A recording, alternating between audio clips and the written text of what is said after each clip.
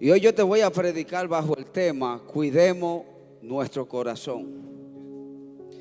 No hay nada que podamos hacer con la condición del corazón de los demás, pero sí somos responsables de cuidar nuestro corazón.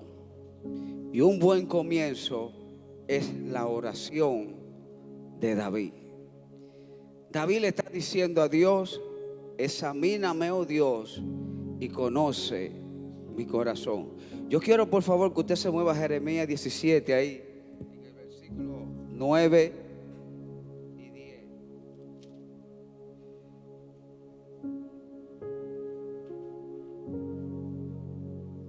Y dice la palabra de Dios: engañoso es el corazón más que todas las cosas, y perverso, ¿quién lo conocerá? Yo, Jehová, que escudriño la mente, que pruebo el corazón, para dar a cada uno según su camino y según el fruto de sus obras. El corazón es la conciencia del hombre, nuestro pensamiento, y en su estado caído es engañoso y perverso. Cuando la palabra de Dios nos habla del corazón, se refiere a nuestra mente, la fuente de todos los pensamientos, la parte interior que el hombre no puede ver, pero Dios sí. Cuando David le dice a Dios: examina mi corazón y conoce mis pensamientos, le está diciendo: solo tú conoces mi pensamiento y lo que pienso. Solo tú conoces mi pensamiento y lo que pienso. David era un hombre de Dios, pero David también sabía que tenía una naturaleza adámica, una naturaleza pecaminosa, y que no era un hombre perfecto. Y David quería saber si su corazón, si su pensamiento estaban alineados a Dios. Iglesia, como cristianos debemos examinarnos a nosotros mismos, porque pueden haber en nosotros actitudes, pensamientos pecaminosos que no están alineados al propósito de Dios. Cuando usted lee Proverbios 4:23, dice la palabra de Dios: sobre toda cosa guardada, guarda tu corazón, porque de él mana la vida. Alabado sea tu nombre. ¿Qué significa guardar tu corazón? Cuidar lo que atesoramos y guardamos en nuestra mente. Cuidar con lo que atesoramos y guardamos en nuestra mente, porque de nuestra mente, que es la fuente de todos los pensamientos, es donde salen los malos pensamientos. Alabado sea Dios. Si usted lee Mateo 15:19, dice la palabra de Dios: porque dentro del corazón salen los malos pensamientos, los homicidios, los adulterios, las fornicaciones, los hurtos, los falsos testimonios y la blasfemia. Y esto no proviene, todo esto proviene de nuestro interior, de nuestra mente, en donde planeamos y pensamos. Porque de él mana la vida, es decir, del corazón de nuestra mente. Fíjese la importancia de una vida limpia en el área de los pensamientos. Si nuestra mente no cambia, nuestra vida espiritual nunca cambiará. Si nuestra mente no cambia, nuestra vida espiritual nunca cambiará.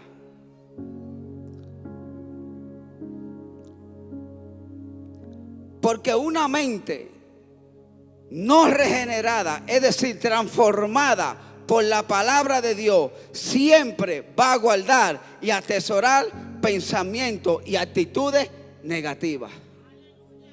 Escúchame, una mente no regenerada por la palabra de Dios y transformada por la palabra de Dios, siempre va a guardar y va a atesorar pensamientos y actitudes negativas. Alabado sea Dios.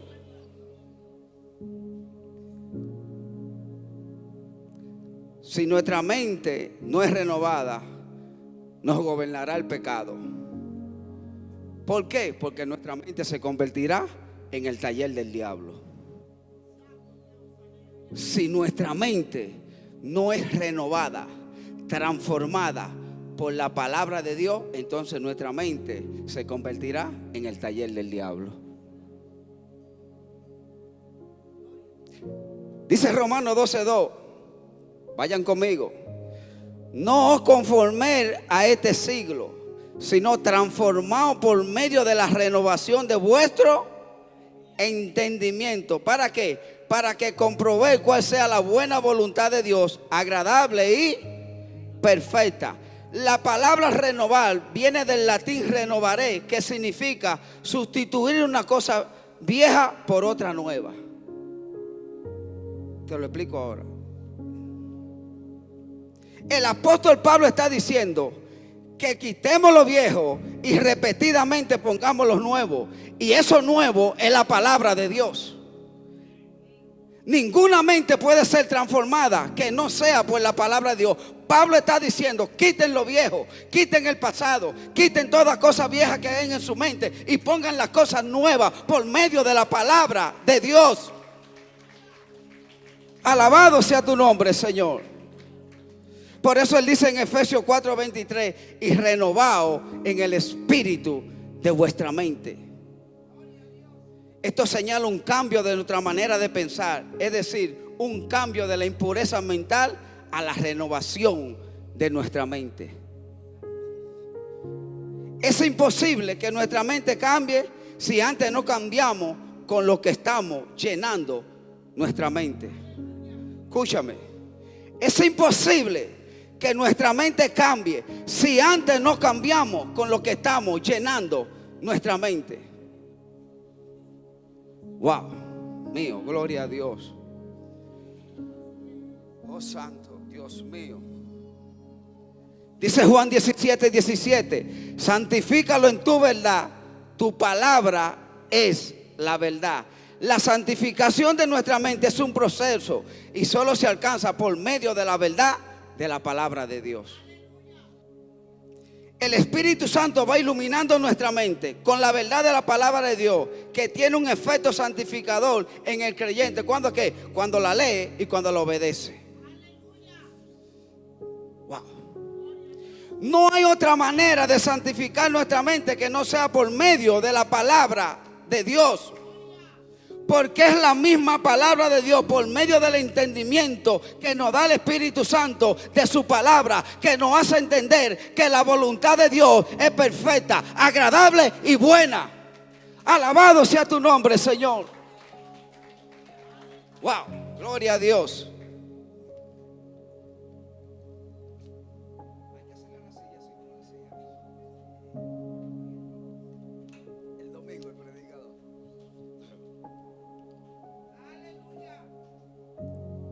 Dice David: pruébame y conoce mis pensamientos. Yo te pregunto, ¿para qué David, sabiendo que Dios lo sabe todo, le dice a Dios que conozca su pensamiento, aún él sabiendo que Dios lo sabe todo?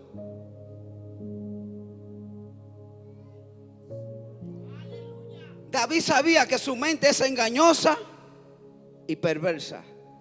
Y le dice a Dios: muéstrame los pensamientos que te han causado dolor para confesarlo y arrepentirme. ¿Cuántos pensamientos no hemos atesorado y guardado que le han causado dolor a Dios? Pensamientos pecaminosos.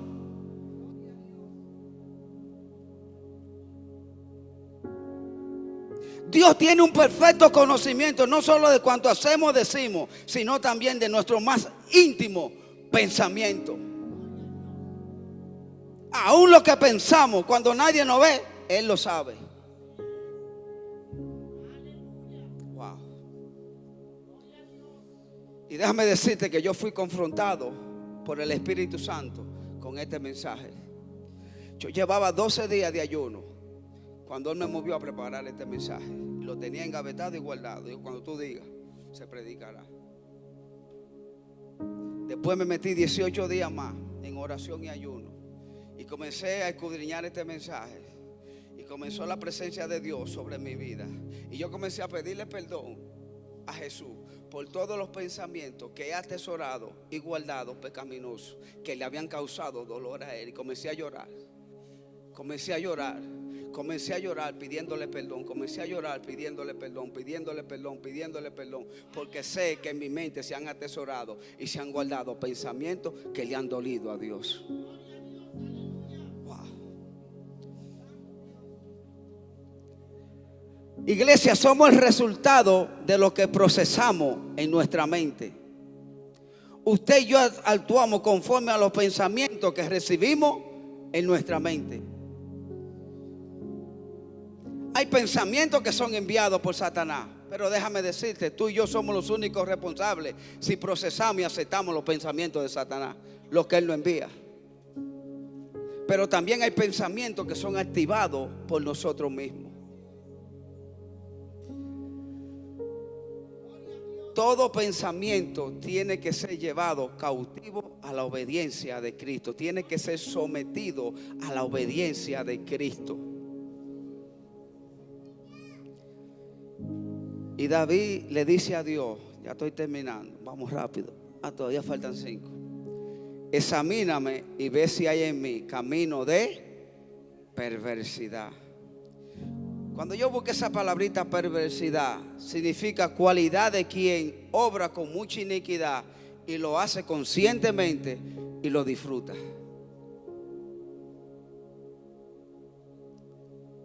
David le pide a Dios exponer todo camino de perversidad. ¿Por qué? Porque estaba preocupado después que fue confrontado por el profeta Natán.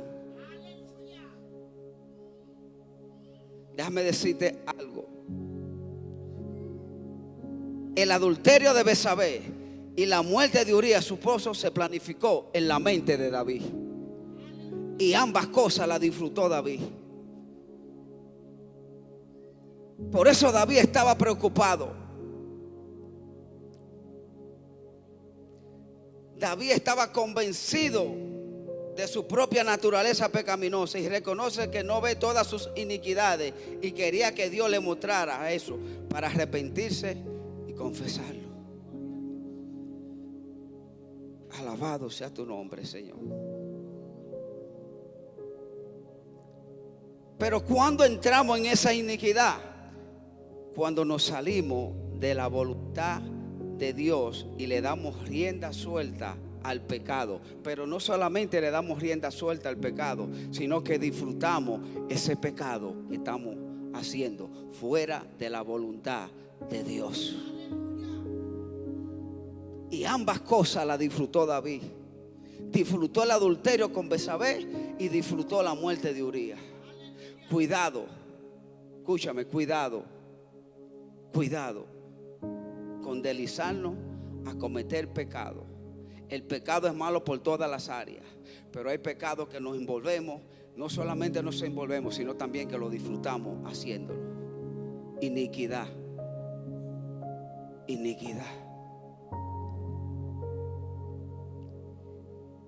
Iglesia, la grandeza de un hijo de Dios no está en que Dios lo use o lo bendiga.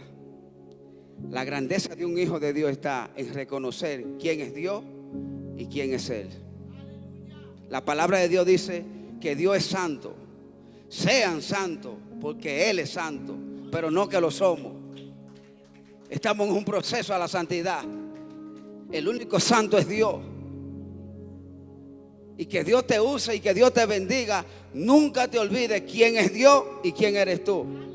Y yo he escuchado personas que cuando agarran el micrófono dicen: Señor, si en algo te he fallado, te pido perdón. La pregunta sería: ¿en qué no le fallamos a Dios?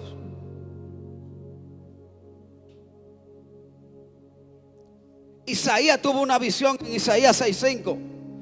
Y cuando Isaías, Dios le mostró su trono y le mostró a él en esa visión, Dice Isaías, soy hombre muerto, porque siendo un hombre de labios pecador y viviendo en un pueblo de labios pecadores, mis ojos han visto a Jehová de los ejércitos. En pocas palabras, Isaías estaba viendo su naturaleza adámica, su naturaleza pecaminosa delante de un Dios santo. La grandeza de un hijo de Dios no está en cómo Dios lo use ni cómo Dios lo bendiga, sino en reconocer que Dios es santo.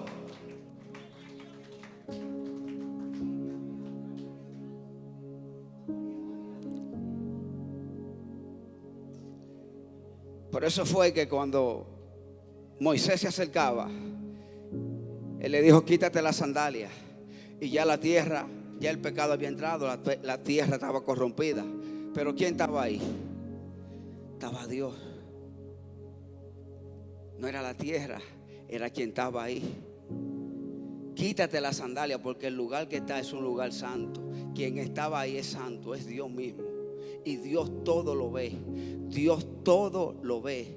Dios, aún no está la palabra en nuestra boca, Dios la sabe. Dios conoce todo nuestro pensamiento. Todo nuestro pensamiento, todas nuestras actitudes las conoce Dios. David fue un hombre con el corazón de Dios. Pero la grandeza de David no estuvo en que fue rey de Israel por 40 años. Ni que Dios lo bendijo, ni que Dios lo usara grandemente. ¿Tú sabes dónde estaba la grandeza de David? En que David, cada vez que le fallaba a Dios, se iba de rodillas y le pedía perdón. Pero no solamente le pedía perdón, sino que se apartaba de ese pecado. Porque el pedir perdón y volver a enlodarnos con lo mismo, aún sabiendo por medio de la palabra que Dios que estamos pecando, entonces lamentablemente. Y aquí termino. Y por último le dijo, guíame por el camino eterno. David clama a Dios por su misericordia y le dice a Dios, guíame por el camino de tu salvación. Guíame por el camino de tu salvación. Que Dios me le bendiga, iglesia, y que Dios me le guarde y que Dios me le proteja grandemente.